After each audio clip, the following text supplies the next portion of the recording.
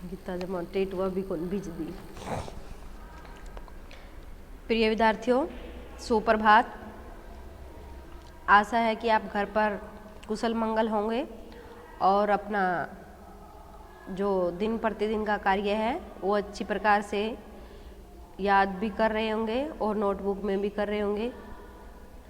आज हम कक्षा 7th विषय हिंदी वसंत भाग 2 का पाठ नंबर मिठाई वाला, जिसके लेखक हैं भगवती प्रसाद वाजपेयी। मिठाई वाला एक बहुत ही रोचक कहानी है, तो आज हम इसको पढ़ेंगे। मिठाई वाला श्री भगवती प्रसाद वाजपेयी द्वारा लिखी गई एक रोचक कहानी है। इस कहानी में लेखक ने बच्चों के प्रति मिठाई वाले का जो प्यार है उसको प्रकट किया गया है। मिठाई वाला अपनी पत्नी और 2 बच्चों के इस संसार से चले जाने के बाद समाज में क्या है, छोटे छोटे बच्चों में क्या है, उनको ढूंढता है, उनका प्रयास करता है ढूंढने का। नगर में वह पहले खिलौने वाले के रूप में आता था। वह अपनी मधुर ध्वनि से बच्चों को बहलाने वाला, खिलौने वाला गाने गाकर बच्चों के प्रसन्न करता था। उसकी ध्वनि को सुनते ही बच्चे, बूढ़े, जवान, स्त्री, पुरुष सभी क्या है, आनंदित हो उठते थे। बच्चे तो उसकी आवाज़ सुनते ही खेलना छोड़कर भाग लेते, मुझे खिलौने दे दो, मुझे दूसरा चाहिए, ये चाहिए, वो चाहिए। तो क्या है, वो सुंदर सुंदर खिलौने लेकर आता था। ऐसे ही ये कहानी है। आज हम इस कहानी को पढ़ने जा रहे हैं। बहुत ही मीठे स्वरों के साथ वह गलियों में घूमता हुआ कहता, बच्चों को बहकाने वाला आ गया, खिलौने वाला आ गया। इस अधूरे वाक्य को वह ऐसे विचित्र किंतु मादक मधुर ढंग से गाकर कहता कि सुनने वाला एक बार अस्थिर हो उठते, मतलब एकदम सुन हो जाते। उनके स्नेहाभिषिक्त कंठ से फूटा हुआ गाना सुनकर निकट के जो मकान होते उनमें क्या है, हलचल मच जाती। छोटे छोटे बच्चों को अपनी गोद में लिए युवतियां चीखों को उठाकर छज्जों पर नीचे झांकने लगती। गलियों और उनके अंतर्व्यापी छोटे छोटे उद्यानों में खेलते और इठलाते हुए बच्चों का झुंड क्या है, उसको चारों तरफ से घेर लेता। जब भी वह गली में अपने मधुर कंठ से आवाज़ लगाता तो क्या होता, बच्चे, बूढ़े सभी क्या है उसके पास झूम आते थे। और तब वह खिलौने वाला वहीं बैठकर खिलौनों की जो अपनी पोटली होती थी उसको खोल देता था। बच्चे खिलौने देखकर पुलकित, मतलब आनंदित हो उठते। वे पैसे लाकर खिलौने का मोल भाव करने पूछते इसका दाम क्या है, मतलब छोटे बच्चे तुतलाते हुए बोलते कि इसका दाम क्या है, मतलब इसका क्या भाव है। ओ इचका, ओल इचका, मतलब छोटे छोटे बच्चे अपनी तोतली जुबान से उसके भाव करते।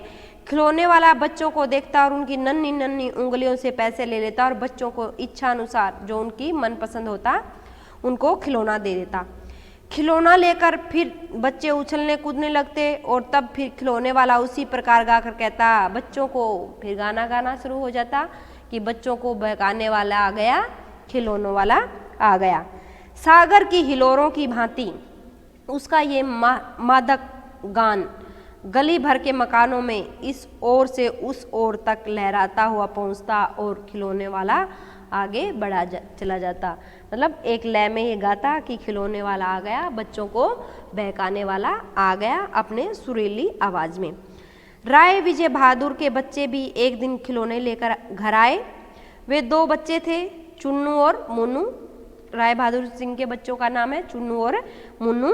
जब खिलौने ले आए तो बोला, मेला घोला कैसे छुंदल, कितना छुंदल है। तो मतलब छोटा बच्चा कह रहा है कि मेरा घोड़ा देखो कितना सुंदर है। मुन्नू बोला, ओल देखो मेला कैसा छुंदल है। तो तोतली आवाज़ में वो अपने अपने जो घोड़े हैं उनकी प्रशंसा कर रहे हैं कि मेरा सुंदर है, मेरा सुंदर है। दोनों अपने हाथी घोड़े लेकर घर भर में, पूरे घर में हंसते कूदते खेल रहे थे।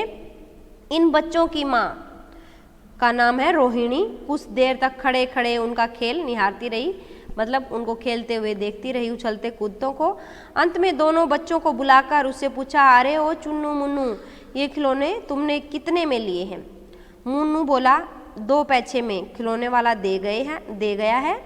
रोहिणी सोचने लगी, इतने सस्ते कैसे दे गया है, कैसे दे गया है यह तो वही जाने, लेकिन दे तो गया है, इतना तो निश्चय है। एक जरा सी बात ठहरी, रोहिणी अपने काम में लग गई, फिर कभी उसे इस पर विचार करने की आवश्यकता भी भला क्यों पड़ती।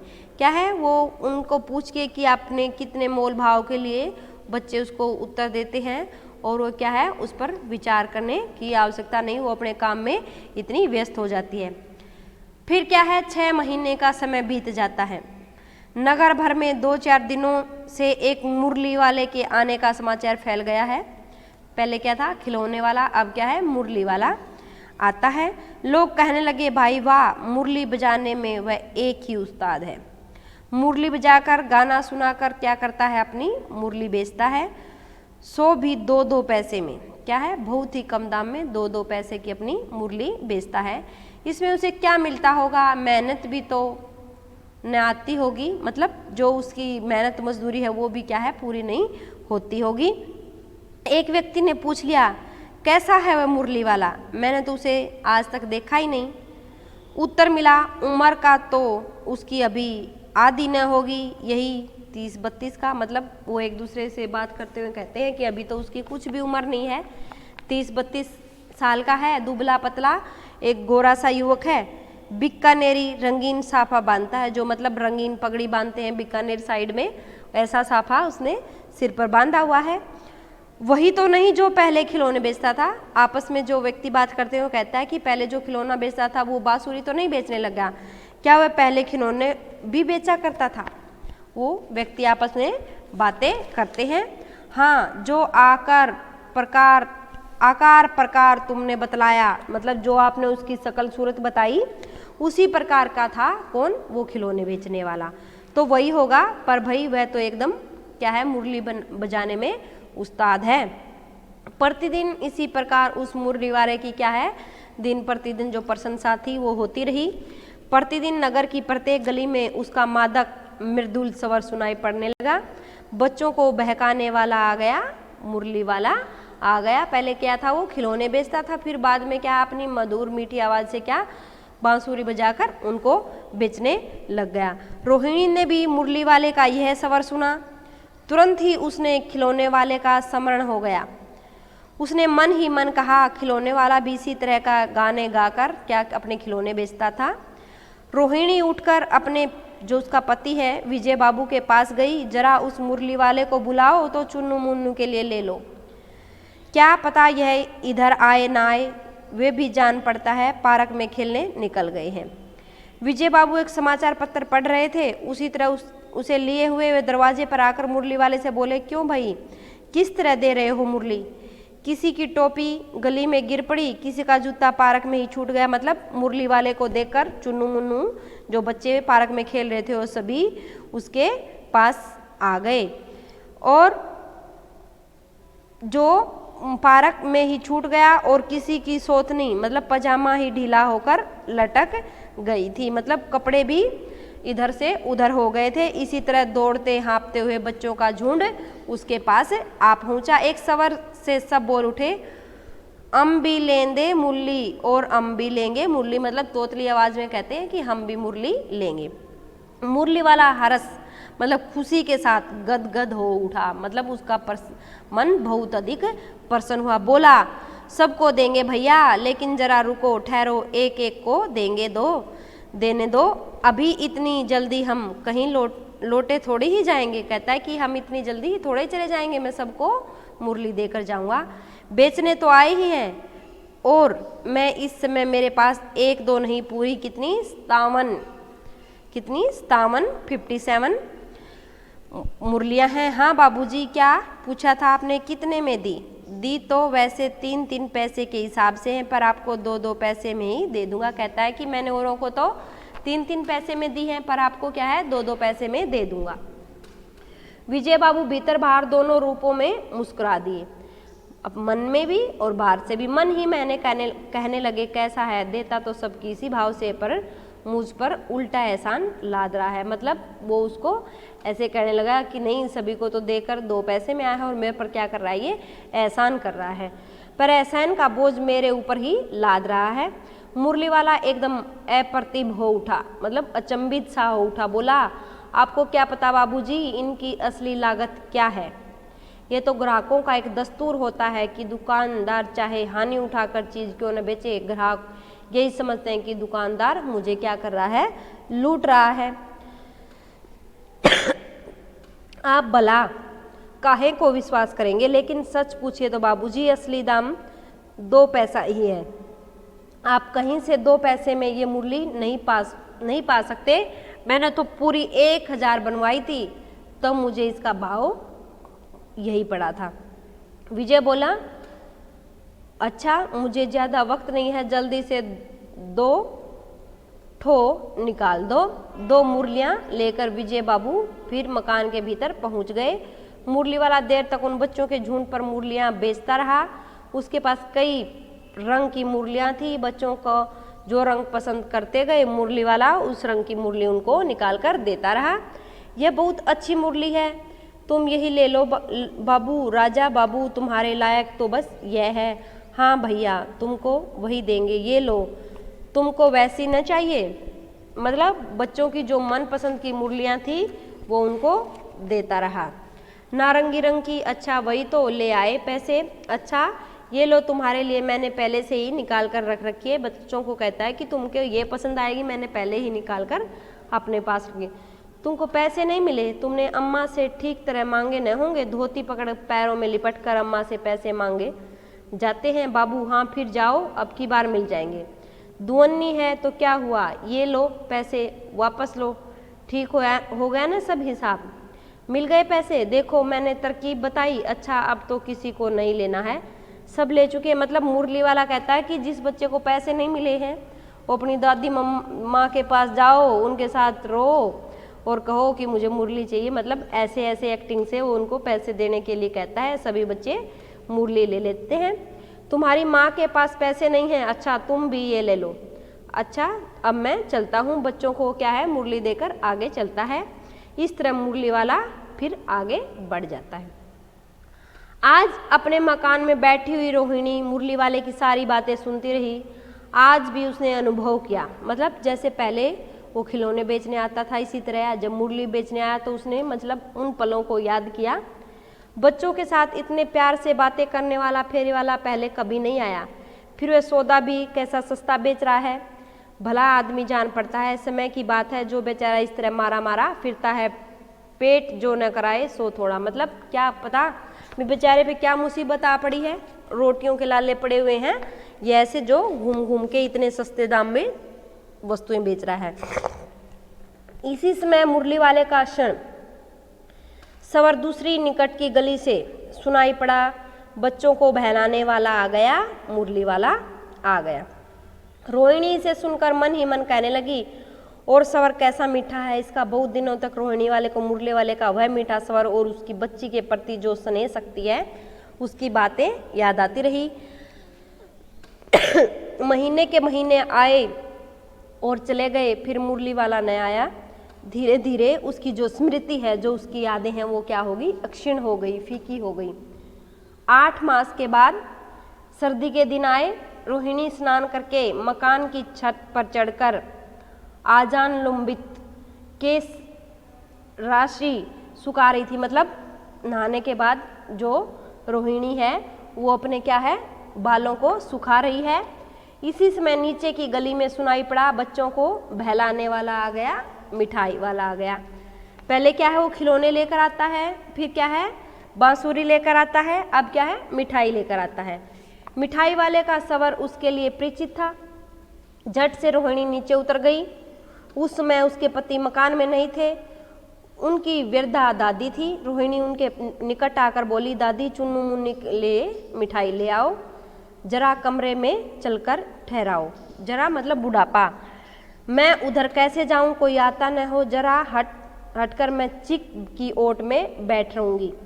दादी उठकर कमरे में आकर बोली, ए मिठाई वाले इधर आना। मिठाई वाला निकट आ गया, बोला, कितनी मिठाई दूँ माँ? ये नए तरह की मिठाइयाँ हैं, रंग बिरंगी, कुछ खट्टी कुछ मीठी, जायकेदार, बड़ी देर तक मुंह में टिकती हैं, ज़्यादा नहीं घुलती। बड़े बूढ़े इसको बड़े चाव से चूसते हैं। इन गुणों के सिवाय ये खांसी को भी दूर करती है। कितनी दूँ? चपटी गोल पहलदार गोलियां हैं, पैसे की 16 देता हूँ। मतलब उसने मोल भाव बताया।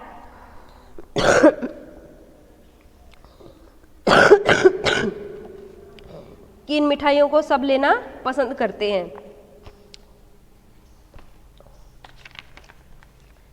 दादी माँ, 16 तो बहुत कम होती हैं, भला 25 दे दो। कहती है कि 1 पैसे में तो 16 बहुत कम दे रहे हो, कम से कम 25 तो दो। मिठाई वाला, नहीं दादी, अधिक नहीं दे सकता, इतना भी देता हूँ। अब मैं तुम्हें क्या, खैर मैं अधिक नहीं दे सकूँगा। रोहिणी दादी के पास ही थी। बोली, दादी फिर भी काफ़ी सस्ती दे रहा है, 4 पैसे की ले लो, ये पैसे रहे। मिठाई वाला मिठाइयाँ गिनने लगा, तो 4 की दे दो। अच्छा 25 नहीं, सही 20 ही दो। अरे हाँ, मैं बूढ़ी हुई, मोल भाव मुझे ज़्यादा करना नहीं आता। कहती है कि मैं बूढ़ी हो गई हूँ, ज़्यादा मोल भाव मत कराओ, दे दो। कहते हुए दादी के पोपले मुंह से जरा सी मुस्कुराहट फूट निकली। मतलब पोपला, उसके मुंह में क्या नहीं थे, दांत नहीं थे। कहते हुए उसकी जो मुस्कुराहट है वो बाहर उसके चेहरे पर झलक रही थी। रोहिणी ने दादी से कहा, दादी इससे पूछो, तुम इस शहर में और भी कहीं आए थे या पहली बार आए हो? यहाँ के निवासी हो या तुम कहीं और के हो? दादी ने इस कथन को दोहराने की कोशिश की कि मिठाई वाले ने उत्तर दिया, पहली बार नहीं, कई बार आ चुका हूँ। रोहिणी चिक की आड़ ही से बोली, पहले यही मिठाई बेचते हुए आए थे या और कोई चीज़ भी लेकर आए थे? मिठाई वाला मतलब हर्ष, खुशी के साथ संशय और विस्मय आदि भावों में डूबकर बोला, इससे पहले मुरली लेकर आया था और उससे पहले खिलौने लेकर आया था। रोहिणी का अनुमान ठीक निकला। अब तो वह उससे और भी कुछ बातें पूछने के लिए मतलब उतावली अस्थिर हो उठी। वह बोली, इन व्यवसायों में भला तुम्हें क्या मिलता होगा? वह बोला, मिलता भला क्या है, यही खाने भर को मिल जाता है, कभी नहीं भी मिलता है, पर हाँ संतोष, धीरज और कभी कभी असीम जो छोटे छोटे बच्चों का जो प्यार है वो मिलता है, और यही मैं क्या करता हूँ, चाहता हूँ।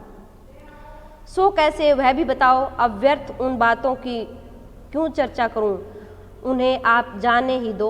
उन बातों को सुनकर आपको क्या होगा, दुख होगा। जब इतना बता है तब वो भी बता दो। मैं बहुत उत्सुक हूँ, तुम्हारा हर्जा न होगा, मिठाई मैं और भी ले लूँगी। अतिशय गंभीरता के साथ मिठाई वाले ने कहा, मैं भी अपने नगर का एक प्रतिष्ठित मतलब बहुत ही ऊंचा आदमी होता था। मकान, व्यवसाय, गाड़ी घोड़े, नौकर चाकर सभी क्या करते थे, काम करते थे। स्त्री थी, 2 छोटे छोटे बच्चे थे। मेरा वैसा सोने का संसार था, बाहर संपत्ति का वैभव था, भीतर जो मेरा मन था वो सांसारिक सुख था। स्त्री सुंदर थी, मेरी प्राण थी। बच्चे ऐसे सुंदर थे जैसे सोने के सजीव खिलौने हों। उनकी अटखेलियों के मारे घर में कोलाहल मचा रहता था। समय की गति, विधाता की लीला। अब कोई नहीं है। दादी प्राण निकले नहीं निकलते, मतलब मरना चाहता हूँ तो भी नहीं मर सकता। इसलिए अपने उन बच्चों की खोज में निकला हूँ। वे सब अंत में होंगे तो यहीं कहीं, आखिर कहीं न जन्मे ही होंगे। कहता है कि मेरे बच्चे हैं, कहीं ना कहीं तो उन्होंने जन्म लिया ही होगा। उस तरह वे सब अंत में होंगे, कहीं न जन्मे होंगे। उस तरह रहता, घुल घुल कर मरता, इस तरह सुख संतोष के साथ मरूंगा। मतलब चाहे मैं अकेला पड़ा रहूं तो इससे अच्छा दूसरों जो बच्चे हैं उनके साथ खेल कूद कर अच्छे से अपना टाइम पास करता रहूं। इस तरह के जीवन में कभी कभी अपने बच्चों की एक झलक से मिल जाती है। ऐसा जान पड़ता है कि वे इन्हीं में उछल उछल कर हंस खेल रहे हैं। पैसों की कमी थोड़े ही है, आपकी दया से पैसे तो काफ़ी हैं। हंस खेल रहे हैं, पैसों की कमी थोड़े ही है, आपकी दया से पैसे तो काफ़ी हैं। इसी तरह उसी को पा जाता हूँ। रोहिणी ने अब मिठाई वाले की ओर देखा। उसकी आंखों आंसुओं से तर थी, मतलब उसकी आंखों में आंसू आए हुए थे। इसी समय चुन्नू मुन्नू आ गए। रोहिणी ने लिपटकर उसका आंचल पकड़कर बोले, अम्मा मिठाई। मुझसे लो। यह पकड़कर तत्काल कागज की 2 पुड़िया मिठाई वाले से भरी। मिठाई वाले ने चुन्नू मुन्नू को दे दी। रोहिणी ने भीतर से पैसे फेंक दिए। मिठाई वाले ने पेटी उठाई और कहा, अब इस बार ये पैसे न लूँगा। दादी बोली, अरे अरे न पैसे लेकर जाना भैया। तब तक आगे फिर सुनाई पड़ा उसी प्रकार मादक जो मृदुल स्वर में बच्चों को बहलाने वाला आ गया, मिठाई वाला आ गया। तो भगवती प्रसाद वाजपेयी ने जो ये एक बहुत ही रोचक कहानी लिखी है, तो एक जो व्यक्ति है मिठाई वाला, बांसुरी वाला, खिलौनों वाला, तो उसकी एक अच्छा खासा परिवार होता था, एक बहुत ही समृद्ध व्यक्ति था। तो क्या है, समय के साथ साथ उसका ये सब कुछ नष्ट हो जाता है, उसकी पत्नी बच्चे मर जाते हैं। तो क्या है, वो जो मिठाई वाले के रूप में, खिलौने वाले के रूप में जो समाज में ये जो कार्य करता है, तो क्या है, उसमें अपने बच्चों को ढूंढता है कि मैं अच्छे से अपना समय व्यतीत कर सकूँ। आई होप कि आपको ये जो पाठ है अच्छे से समझ में आया होगा। हम पाठ के साथ साथ जो शॉर्ट क्वेश्चन है वो भी डाल रहे हैं। पर्सन लेसन पढ़कर आपको उत्तर स्वयं देने हैं। Thank you, have a nice day.